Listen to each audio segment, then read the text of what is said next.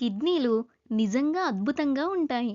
ఏ సమయంలోనైనా అవి మీ మొత్తం రక్త సరఫరాలో సుమారు 22% వరకు కలిగి ఉండగలవు. అంటే మీ రక్తంలో ఒక భాగం ఎప్పుడూ కిడ్నీల్లోనే ఉంటుంది. ఎక్కడో నేను విన్నదేంటంటే ప్రతి నిమిషానికి సుమారు 1.1 లీటర్ల రక్తం కిడ్నీల ద్వారా ప్రవహిస్తుంది. సాధారణంగా ఒక మనిషిలో సుమారు 5 లీటర్ల రక్తం ఉంటుంది. అంటే 5 నిమిషాల్లో మీ మొత్తం రక్తం కిడ్నీల ద్వారా ఒకసారి ప్రవహిస్తుంది. ఇది నిజంగా ఆశ్చర్యకరం కదా! కాబట్టి మనం ఇంకా లోతుగా పరిశీలిద్దాం.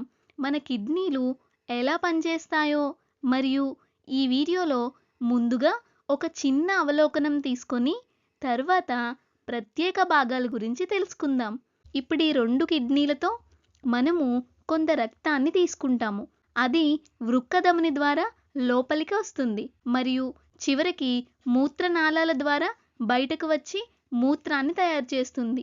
అందువల్ల మనం ఇక్కడ చేయబోయేది ఇదే అన్న ఒక సమగ్ర అవలోకనం ఇది. మన శరీరంలోని కణాలు వ్యర్థ పదార్థాలను ఉత్పత్తి చేస్తాయి లేదా మన రక్తం యొక్క ఆమ్లత్వం లేదా ఆస్మోలాలిటీని మార్చుతాయి. ఈ పదాలను మనం ముందే విన్నాము. మనకు దీన్ని నియంత్రించడం చాలా ముఖ్యమైనది. మన రక్తం యొక్క pH ఎంతుందో లేదో, అది ఎంత శాతం ఆమ్లంగా ఉందో లేదా మన దగ్గర ఎన్ని ఆస్మోల్స్ ఉన్నాయో లేదా అయాన్లు లేదా నీరు ఎలా ప్రవహిస్తాయో నిర్ణయించే అంశాలు. మన కిడ్నీలు ఇవన్నీ ఒక స్థిరమైన స్థాయిలో ఉండేలా చూసుకుంటాయి. ఇప్పుడు వివరాల్లోకి వెళ్తే రక్తం మన కిడ్నీలోకి వచ్చినప్పుడు అది వృక్కధమని ద్వారా లోపలికి ప్రవేశిస్తుంది. కాబట్టి ఇక్కడ 2 వృక్కధమనులు ఉన్నాయి. ఒకటి ఇక్కడ, మరొకటి ఇక్కడ. మీరు గమనిస్తే ఇది శాఖలుగా విడిపోయి ఇంకా చాలా నెట్వర్క్లను ఏర్పరుస్తుంది. ఇవి ఇక్కడి నుండి విసర్జిస్తాయి. దాని గురించి నేను మరో వీడియోలో కొంచెం వివరంగా చెప్తాను. కానీ ఇక్కడ జరిగేది ఏంటంటే మన రక్తం వడపోత జరుగుతుంది. అందులో నుండి వచ్చిన ఫిల్ట్రేట్ను మనం ప్రాసెస్ చేసి కొంత అయాన్లు మరియు నీటిని మళ్ళీ శోషించుకుంటాము మరియు మనకు అవసరమైన పదార్థాలను దాన్ని మన వృక్కసిరలోకి సేకరిస్తాము. అందువల్ల ఇక్కడ ప్రతి కిడ్నీకు 2 నీలం రంగు వృక్కసిరలు ఉన్నాయి. మన వృక్కసిరలు తిరిగి వచ్చినా లేదా మళ్ళీ శోషించబడిన పోషకాలను రక్తంలోకి తీసుకువెళ్తాయి మరియు వాటిని ముందుకు పంపిస్తాయి. ఇప్పుడు రక్తం ఎలా లోపలికి వస్తుందో మరియు ఎలా బయటకు వెళ్తుందో మనకు అర్థమైంది. ఇప్పుడు మన కిడ్నీలు నిర్వహించే 2 ప్రధాన పనుల గురించి మాట్లాడుకుందాం. మన రక్తాన్ని వడపోయడానికి అవి చేయాల్సిన 2 ప్రధాన పనులు ఏమిటి? మొదటి పని మీరు ఊహించినట్లే వడపోత, ఫిల్ట్రేషన్. మన రక్తాన్ని తీసుకొని దాన్ని వడపోస్తాము. దాంతో వ్యర్థ పదార్థాలు మరియు కొన్ని ముఖ్యమైన అణువులు, అయాన్లు, అమినో ఆమ్లాలు లేదా గ్లూకోజ్ లాంటివి ఫిల్ట్రేట్లో చేరి తర్వాత కిడ్నీల ద్వారా ప్రవహిస్తాయి. ఆ ఫిల్ట్రేట్లో ఉన్న కొన్ని పదార్థాలను, మనకు అవసరం లేని అన్ని వ్యర్థ పదార్థాలను తొలగించాలని మనం కోరుకుంటాం. కాబట్టి రెండవ ముఖ్యమైన కిడ్నీ పని సేకరణ, కలెక్షన్. మరియు ఈ 2 పనుల మధ్య కిడ్నీ మన రక్తాన్ని తీసుకొని కొంత మూత్రాన్ని ఉత్పత్తి చేస్తుంది. ఇప్పుడు ఈ దశలో నేను చెప్పాల్సిన విషయం ఏమిటంటే ఒకే ఒక ఫంక్షనల్ యూనిట్ ఉంది. కాబట్టి మన పనుల గురించి మాట్లాడేటప్పుడు మనకు మాట్లాడడానికి ఒకే ఒక యూనిట్ ఉంది. కిడ్నీ యొక్క అతి చిన్న ఫంక్షనల్ యూనిట్ను నెఫ్రాన్ అంటారు. నెఫ్రాన్ వడపోత, ఫిల్ట్రేషన్ మరియు సేకరణ, కలెక్షన్కు బాధ్యత వహిస్తుంది. సేకరణకు మాత్రమే బాధ్యత వహించే ఇతర నిర్మాణాల గురించి కొద్దిసేపట్లో మాట్లాడతాము. కానీ నెఫ్రాన్ వడపోత మరియు సేకరణ రెండింటికి బాధ్యత వహిస్తుంది. అందువల్ల ఇది 2 పనులు చేస్తుంది. నెఫ్రాన్ కిడ్నీలో 2 భాగాల్లో ఉంటుంది. మొదటి భాగం బయట ఉన్న ప్రాంతం లాంటిది. ఇది కిడ్నీ యొక్క బయట పొర అని మీరు చూడగలరు. ఈ బయట పొరను మనం మూత్రపిండ వల్కలం అని అంటాము. వల్కలం అంటే సాధారణంగా బయట పొర అని అర్థం.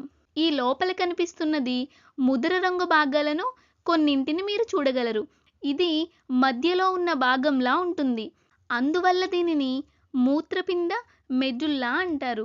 దాని అర్థం మధ్య భాగం. అంటే ఇది వల్కలం లోపల ఉంటుంది. అందువల్ల మన నెఫ్రాన్ వల్కలం మరియు మెడుల్లా మధ్యలో ఉంటుంది. ఇది పై భాగంలో ప్రారంభమై వంకరలుగా తిరిగి మెడుల్లాలోకి దిగుతుంది. తరువాత మళ్ళీ బయటకు వచ్చి మళ్ళీ లోపలికి దిగుతుంది. నెఫ్రాన్లోని అన్ని వేరువేరు భాగాల గురించి నేను మరో వీడియోలో గీసి చూపిస్తాను. కానీ ఇది వల్కలం మరియు మెడుల్లా మధ్య కదులుతూ ఉంటుంది అని గుర్తుంచుకోండి. ఇది ఎక్కడ కదులుతుందో దాని ఆధారంగా ముఖ్యమైన పదార్థాలను శోషించాలా లేదా కొంత పదార్థాన్ని మూత్రంలోకి వెళ్ళనివ్వాలా అన్నది నిర్ణయిస్తుంది. ఇప్పుడు సేకరణ ప్రక్రియలో మనకు చిన్న చివర్లు ఉంటాయి. ఇవి మెడుల్లాను తాకుతున్నట్లుగా ఉంటాయి. అంటే ఈ చిన్న చివర్లు మొదటిగా మూత్రాన్ని సేకరిస్తాయి. మూత్రం మొదట కనిపించే స్థానం. దీనిని కేలిసెస్ అంటారు. ఇలాంటివి చాలా భాగాలు కలిసి మధ్యలో ఒక కేంద్ర ప్రాంతాన్ని ఏర్పరుస్తాయి. ఆ కేంద్ర ప్రాంతాన్ని వృక్క ద్రోణి అని అంటారు. వృక్క ద్రోణి అనేది అన్ని కేలిసెస్ కలిసి చేరే స్థలం. వృక్క ద్రోణిలో మూత్రం చేరిన తర్వాత ఇది ఈ ట్యూబ్ ద్వారా బయటకు వెళ్తుంది. అదే మూత్రపిండం నుండి మూత్రం బయటకు వచ్చే మార్గం. ఈ ట్యూబ్ను మూత్రనాళము అంటారు. మనకు 2 మూత్రనాళాలు ఉంటాయి. ఇవి మూత్రపిండాల నుండి మూత్రాన్ని బయటకు పంపిస్తాయి. మూత్రం బ్లాడర్లోకి వెళ్తుంది. ఇప్పుడు మూత్రనాళం గురించి మాట్లాడిన తర్వాత ఈ 3 భాగాలు కలిసి ఏం చేస్తాయో చెప్పడానికి ఇది సరైన సమయము. మన మూత్రపిండం లాంటి అవయవంలో ఏమున్నాయో అది ఇక్కడ చూపిస్తాను. ఇది మీ మూత్రపిండం. ఇక్కడ నుండి కొన్ని భాగాలు బయటకు వస్తాయి. అంటే ఈ 3 భాగాలు, ఈ ట్యూబ్స్ లేదా రక్తనాళాలు బయటకు వచ్చే స్థలాన్ని మనం హైలం అంటాం. మరియు ఇక్కడ మనకు వృక్కధమని, వృక్కశిర, మూత్రనాళము ఉన్నాయి. ఇవి హైలం నుండి బయటకు వస్తాయి. ఇది మన మూత్రపిండాల శరీర నిర్మాణం. ఇప్పుడు కొంచెం వెనక్కి వెళ్దాం. ఇక్కడ మీకొక ప్రశ్న. మూత్రపిండం ఇదంతా ఎందుకు చేస్తుంది? మనము ఎందుకు రక్తాన్ని ఫిల్టర్ చేసి మూత్రాన్ని సేకరించాలి? దీనంతటికీ అసలు ఉద్దేశ్యం ఏమిటి? నిజానికి కిడ్నీలు చాలా ముఖ్యమైన అవయవాలు. ఎందుకంటే హోమియోస్టాసిస్ అనే స్థితిని నిలుపుకోవడానికి. ఈ పదం మీరు ముందే విని ఉండవచ్చు. ఇది బయాలజీలో చాలా ముఖ్యమైన పదం. హోమియోస్టాసిస్ అంటే మన శరీరంలో పరిస్థితులు స్థిరంగా ఉండడం. అంటే స్థితి సమతుల్యం. ఉదాహరణకు మన రక్తంలోని pH స్థాయి వంటి విషయాలు.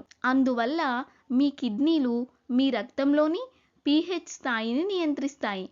అందులో ఉన్న హైడ్రోజన్ అయాన్ల పరిమాణాన్ని నియంత్రించడం ద్వారా ఇది రక్తపోటును అంటే బీపీను కూడా ప్రభావితం చేయవచ్చును. మీరు ఎక్కువ ఉప్పు తీసుకుంటే మీకు అధిక రక్తపోటు అనేది వస్తుంది.